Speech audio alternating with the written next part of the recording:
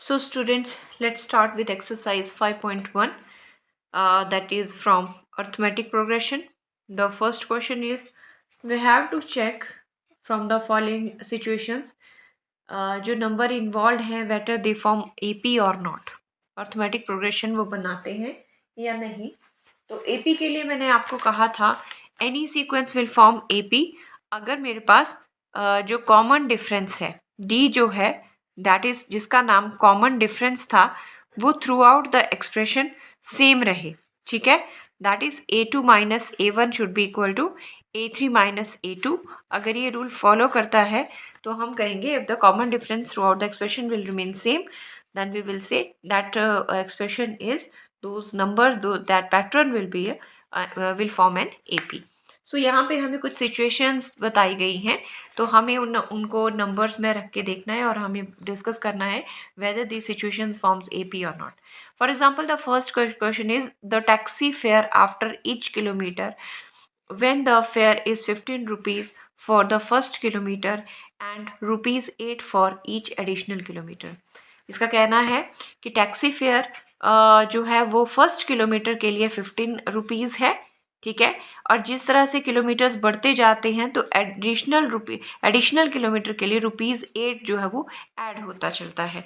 तो हम यहाँ लिखेंगे हेयर जस्ट हमें चेक करना है A1 जिसको फर्स्ट टर्म कहते हैं वो हमें दिया है 15 रुपीज़. यार A1 इज इक्वल टू 15 और A2 की अगर मैं बात करूं अब जो एडिशनल किलोमीटर के लिए जो हमारे पास D है यहाँ पे जो फेयर इंक्रीज़ हो रहा है बाय वाई रुपीज़ 8 से इंक्रीज़ हो रहा है, एक फिक्स्ड अमाउंट हो रहा है.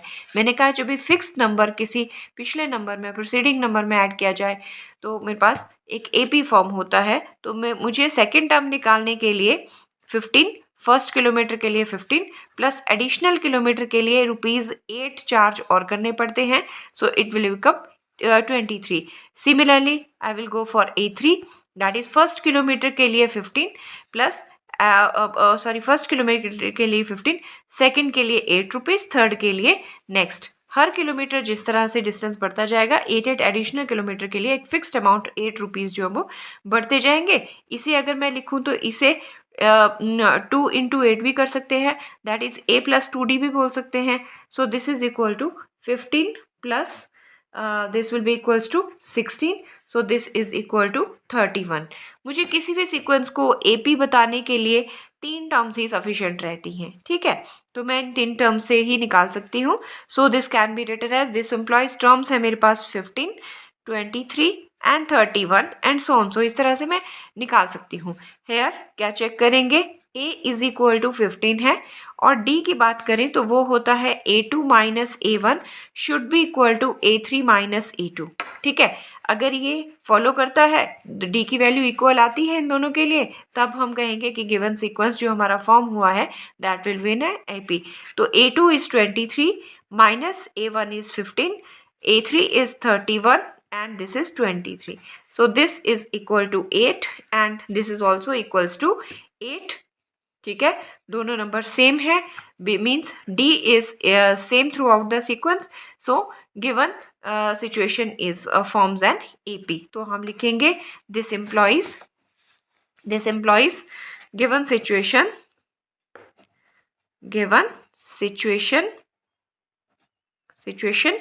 Forms an AP. हमारे पास जो ये सिचुएशन दी गई थी कि फर्स्ट किलोमीटर का फेयर जो है वो 15 रुपीज़ है और एडिशनल किलोमीटर में 8 रुपीज़ ऐड होते हैं. तो first kilometer that is A1 is equal to 15. D जो है दैट इज उसको हम D लेके चलेंगे जो एडिशनल किलोमीटर के चार्ज हैं.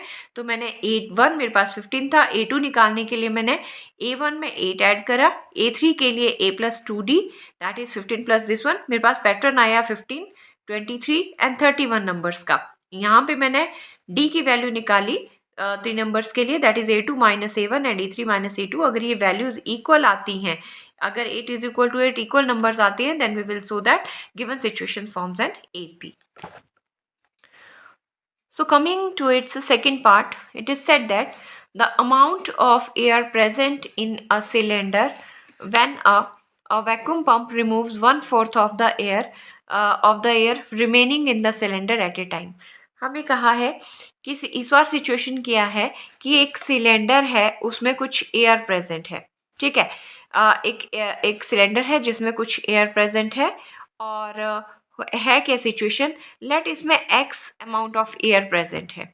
ठीक है, अब क्या होता है कि एक एयर पंप जो है वहां से एयर रिमूव कर रहा है, और कितनी रिमूव कर रहा है, 1/4 of the volume of air. ठीक है, इसमें जो हमारे पास सीक्वेंस बनेगा हमें वो चेक करना है whether that sequence forms an AP और नॉट। ठीक है, तो शुरू करें इसे हम। Let let x amount x volume of air present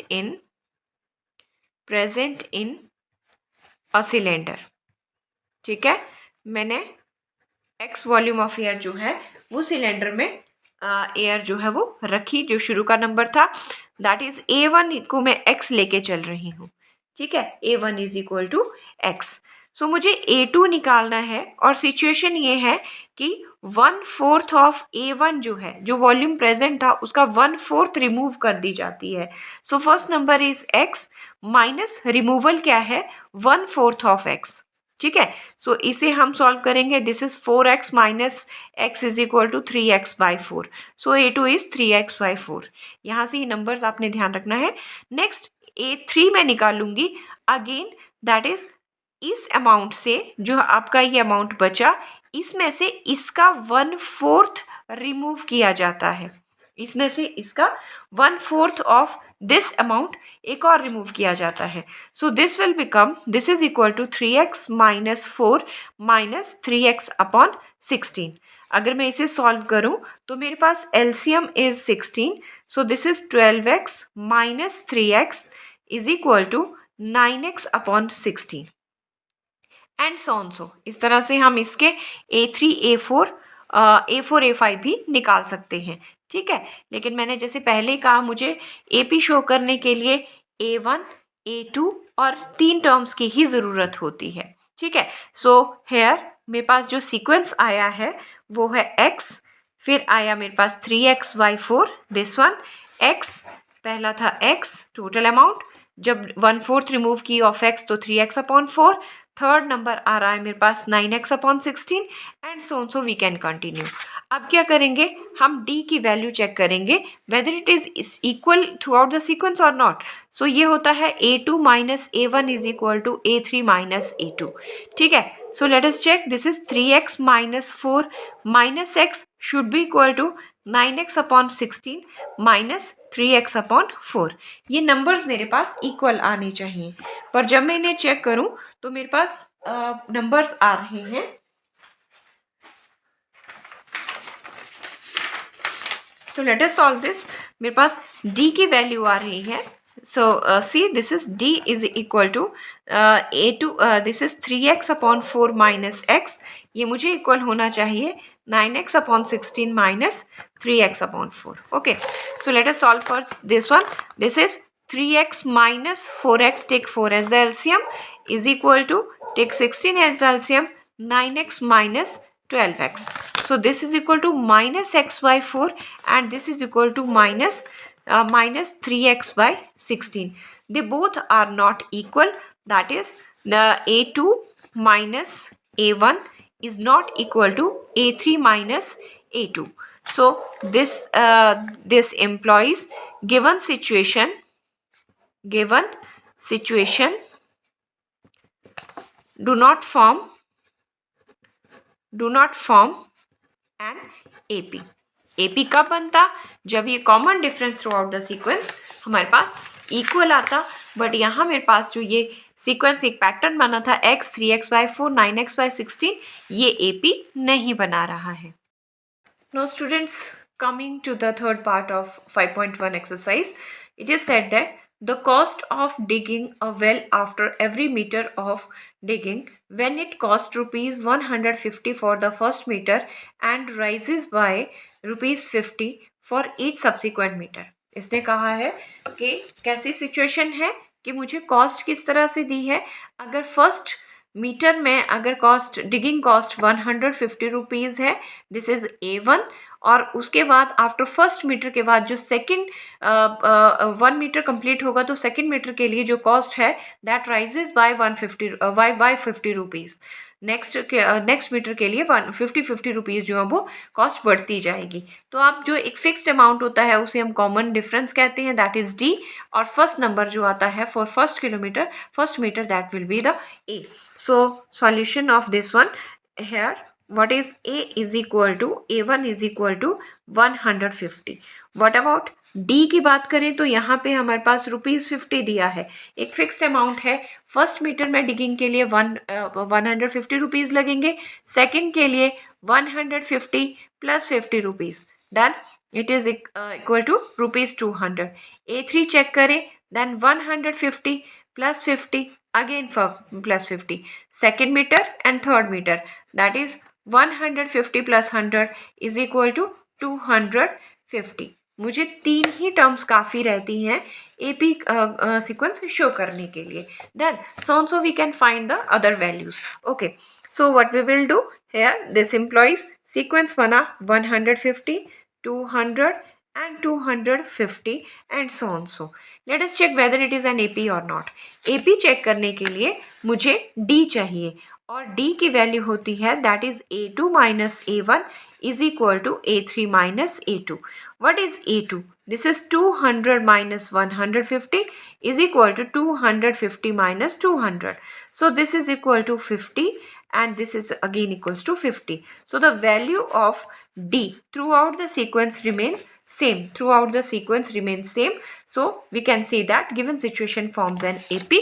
so हम यहाँ पे लिखेंगे this employs given situation forms an AP, done.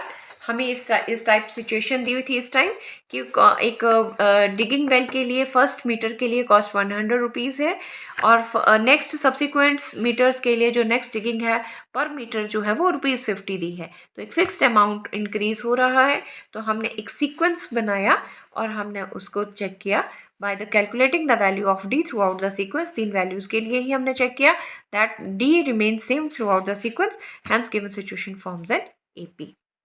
now students, coming to its fourth part, it is said that the amount of money in the account every year when rupees 10,000 is deposited at compound interest 8% per annum। okay, so इसमें A1 मेरे पास आ गया ₹10,000, A1 is ₹10,000। अब compound interest है, compound interest मुझे 8% per annum दे रखा है and every year for every year. मैं पहले इसमें इंटरेस्ट कैलकुलेट कर लेती हूँ। मुझे पता है PRT अपॉन 100, आई होप आपको फॉर्मूला याद रहा होगा। This will be equals to 10,000, rate is 8 and year is 1 for first year upon 100। ठीक है, so the value of SI is equal to 800 rupees, value of SI is equal to 800 rupees। तो मैं A2 अगर calculate करूं तो A2 मेरा बन जाएगा, ये मेरा फिक्स्ड अमाउंट, ये मेरा ये सिंपल इंटरेस्ट आया है, so this will be equals two plus 800, so this is equals to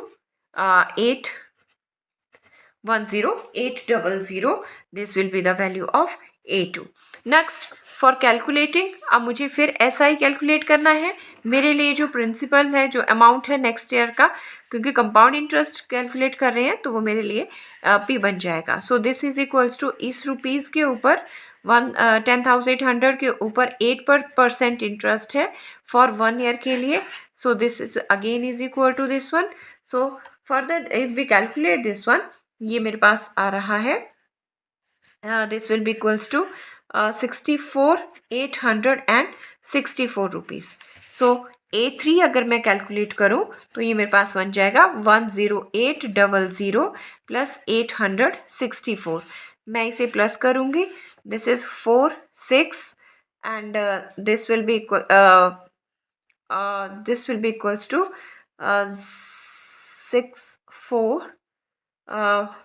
11640, it will be 11640 and so on। so इस तरह से हम A3 A4, बट मुझे AP चेक करने के लिए 3 टर्म्स ही रिक्वायर्ड रहती हैं, ठीक है। सो देयरफॉर सीक्वेंस मेरे पास बना, पहला नंबर सीक्वेंस का आ गया 10,000, that is second one is 10,800, third term is 11,640। ये मेरे पास 3 नंबर्स जो हैं वो A1 A2 A3 ऑब्टेन हो गए हैं। Now students, in order to calculate whether this situation forms an AP or not, हम यहाँ पे D कैलकुलेट कर देते हैं। Now D is equal to A2 minus A1 should be equal to A3 minus A2।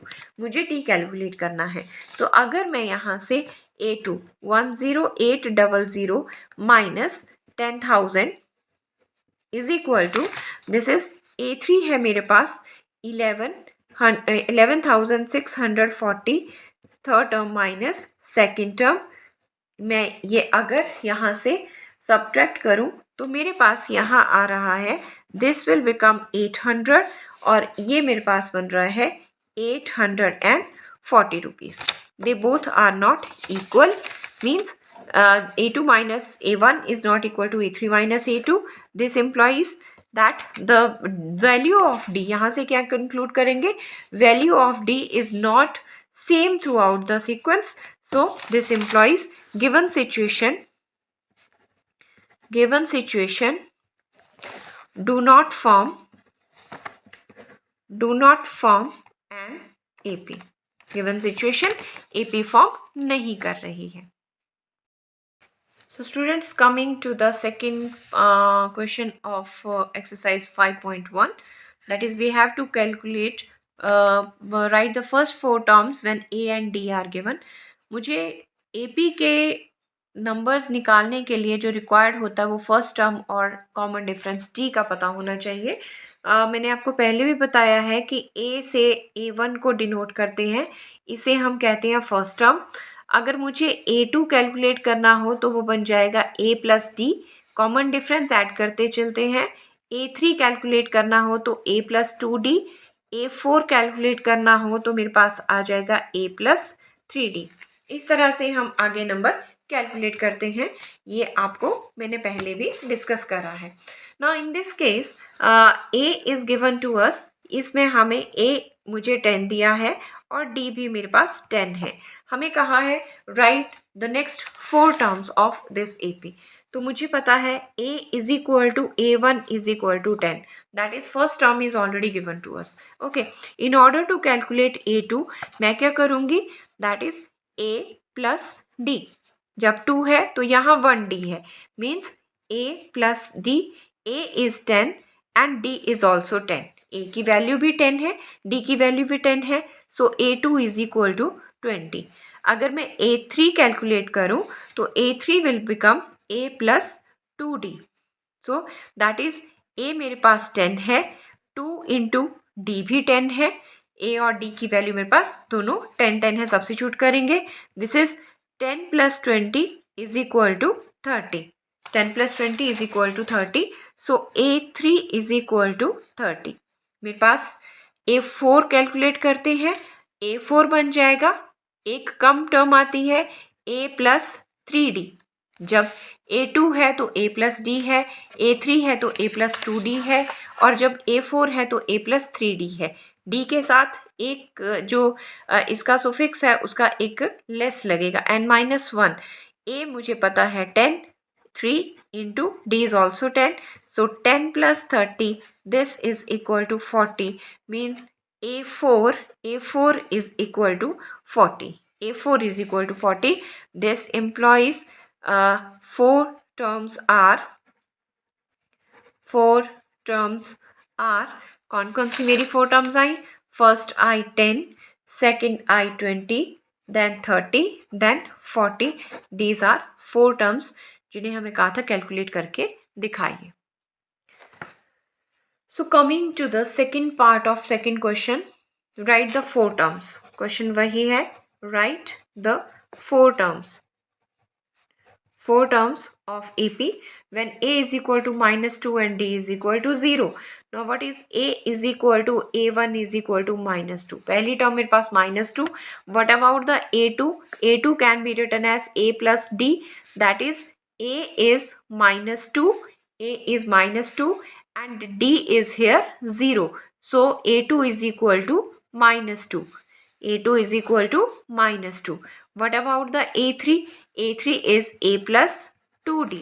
That is A is again A is -2 and D is 0. We will substitute the values plus 2 into 0. So again this is -2. A3 is also -2. What about the A4?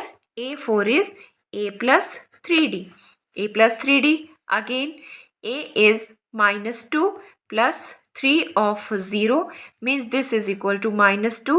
So A4 is equals to -2. So A1 that is first term A is A1 is equal to -2, A2 is -2, A3 is -2 and A4 is also -2. This implies required four terms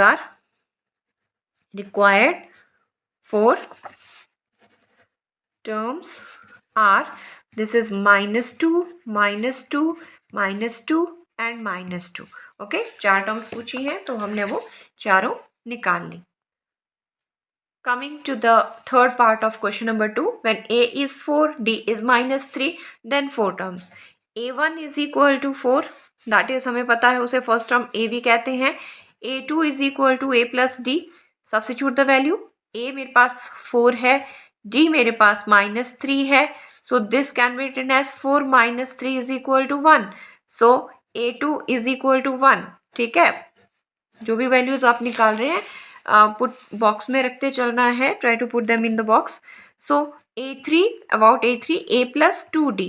जब यहाँ 3 तो यहाँ पे 2 because A is 4, 2 will remain 2 and D is -3. So 4 minus 6 is equal to this is -2. A3 is equal to -2.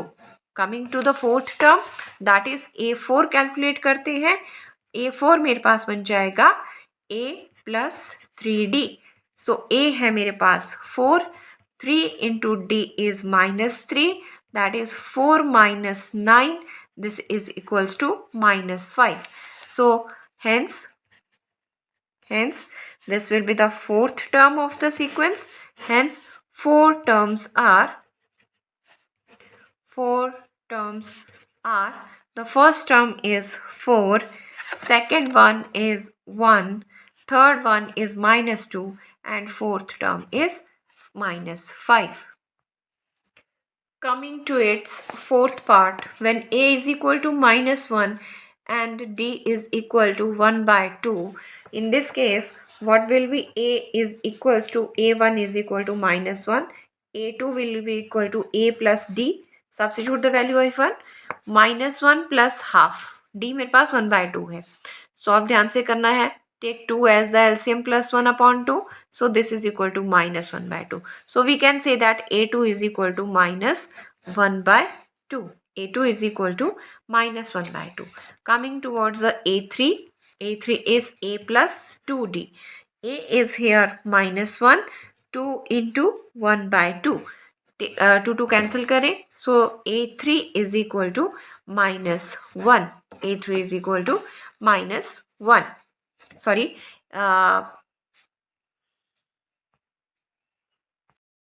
So students, coming to the fourth part of second question exercise 5.1, it is write the four terms. मुझे इसके भी four terms को लिखना है जब मुझे A और D जो है वो गिवन है. सो मुझे पता है A1 इज इक्वल टू -1 है क्योंकि A1 को हम A भी कह रहे हैं. सो कमिंग टू A2 मेरे पास बन जाएगा that is A plus D. A मेरे पास -1 है, D मेरे पास 1 by 2 है. This is -2 plus 1 upon 2. LCM लिया है मैंने 2 से. ठीक है. So this A2 is equal to -1 by 2. A2 is equal to -1 by 2. Coming towards the A3. So A3 will be A plus 2D means A is -1 plus 2 into 1 by 2. So this can be written as ये cancel हो जाएगा. You will left with -1 + 1 means A3 is equal to 0. A3 is equal to 0. Coming to A4, A4 can be written as A plus 3D. Can be written as A plus 3D. Means A is again -1 plus 3 into 1 by 2.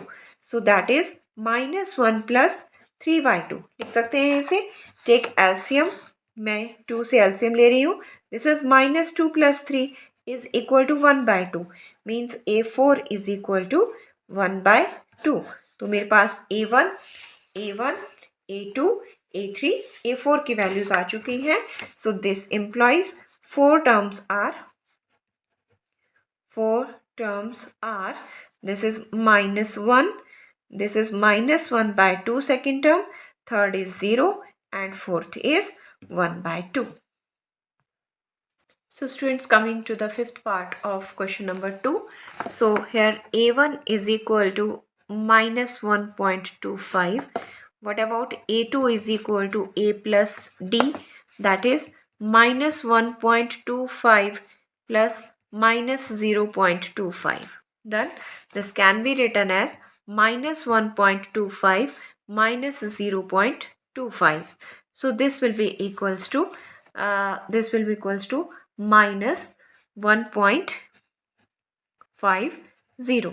be equals to -1.50. So A2 is equal to -1.50. Put this term inside the box. Go for A3. A3 will be equals to A plus 2D. A plus 2D. Again A is -1.25 and plus 2 of -0.25.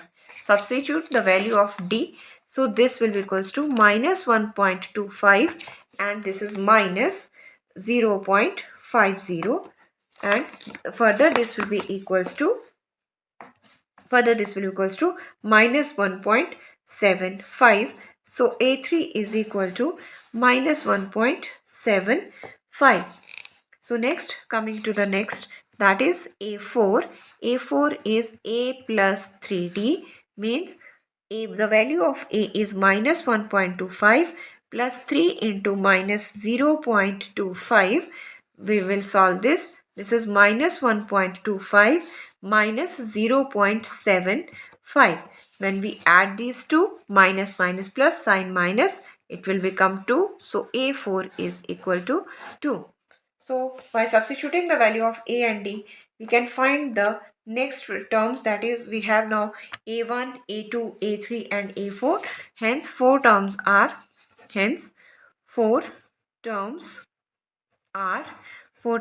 this is -1.25, -1.50, -1.75 and -2. So these are the four terms.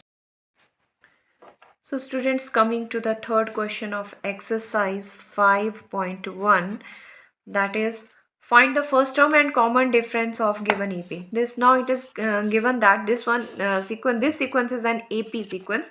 हमें यहाँ पे first term जिसको हम A कहते थे और common difference जिसका नाम हमने D रखा है. ठीक है, A और D से जिन्हें डिनोट करते हैं, हमें A और D इस सीक्वेंस में फाइंड आउट करना है.